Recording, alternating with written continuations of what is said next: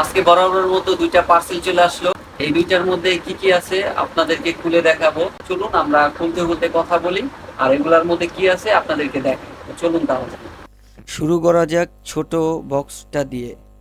তো ছোট বক্সটার মধ্যে কি আছে আপনাদেরকে খোলার আগেই বলে দেই। ছোট বক্সটার মধ্যে আছে হলো পিলিয়ন হেলমেট, মানে পেছনে যে বসা থাকে তার মাথায় যে হেলমেটটা থাকে সেই পিলিয়ন হেলমেটটা। আর এই পিলিয়ন হেলমেটটা নেওয়ার কারণ হলো কিছুদিন আগে আমার একটা হেলমেট হারায় গেছে, পিলিয়ন হেলমেট ছিল সেটাও, আর সেটা সেম কোম্পানিরই ছিল আর এরকম ব্ল্যাক কালারই ছিল। আর এই হেলমেটটা মূলত নেয়ার আরেকটা রিজন হলো এটা আমি হাফ প্রাইজে নিতে পেরেছি দারাজ থেকে। আর হেলমেটটা হুবাহু আমার আগের হেলমেটের মতোই হয়েছে। আর সব কথার এক কথা হলো হেলমেটটা খুবই ভালো ছিল। এখন চলুন বড় বাক্সটার মধ্যে কি আছে সেটা দেখা যাক। তো বড় বাক্সটার মধ্যে যা আছে সেটাও আগে আগেই বলে দেই।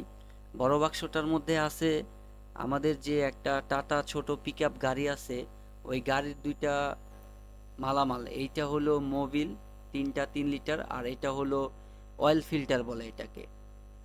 তো এই দুইটাই আনছি মূলত। আর এই অয়েল ফিল্টারটা হলো এই টাটার যে ইন্ডিয়ান পার্সেল কোম্পানি সেখান থেকে সরাসরি পার্সেল হয়েছে। দামটা একটু বেশি নিছে পরিমাণে, বাট অরিজিনাল। আর অরিজিনাল জন্যই মূলত এই প্রোডাক্টগুলো আনা। তো এগুলাই ছিল আমার পার্সেলগুলো, আপনারা দেখতে পারছেন। এস এম ইর পিলিয়ন হেলমেটটার দাম হলো 850 থেকে 900 টাকা, কিন্তু এটা একটা অফার প্রাইজে পাইছি, সেটা 50% অফার প্রাইজে, আর সেটা ছিল দারাজ থেকে।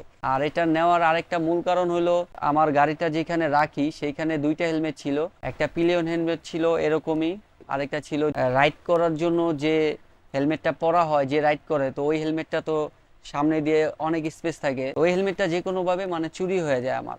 রাইডার হেলমেটটা নিতে পারে নাই, ওইটা লক করা ছিল এই জন্য, কিন্তু পিলিয়ন হেলমেটটা আমার চুরি হয়ে যায়। যেহেতু হেলমেট আমার লাগবেই, তো আমি এটা দারাজের অফারটা দেখতে পাই, তো এই জন্য আমি এটা কিনছি। মোবিলটা কেনার কথা আপনাদের বলতাছি যে এইটাও অনলাইন থেকে কেন কিনছি। এই মোবিলগুলো সরাসরি ইন্ডিয়া থেকে আসে। আর টাটা মোটরস, এটা আমরা অনেকেই জানি যে টাটা মোটরসের যত গাড়ি আছে এগুলা সব ইন্ডিয়ান থেকে পারচেস হয় এবং এগুলা ইন্ডিয়ায় তৈরি। তো আমাদের গাড়িটা যেহেতু টাটা EX2 মডেলের, আর EX2 মডেলের জন্য এই ম্যাক মোবিলটা সাজেস্ট করে সবসময় টাটার যে শোরুম ওনারা। এই টাটার মোবিলটা 6 মাসের মতো আমরা বাহির থেকে ইউজ করতাম, তো যে কোনো কারণে আমরা এটা চেঞ্জ করছি। যাকে দিয়ে চেঞ্জ করেতাম সে প্রমাণ সহকারে আমাদেরকে একটা সাইড দেখাইছিল বোতলের মধ্যে, যেমন এই যে এখানে আপনার ক্যামেরা হয়তো বুঝতে পারবেন না, তো আমি বলে দিচ্ছি। এই ম্যাকের পরে একটা আর ছোট করে দেওয়া থাকে রেজিস্টার মার্কের চিহ্ন।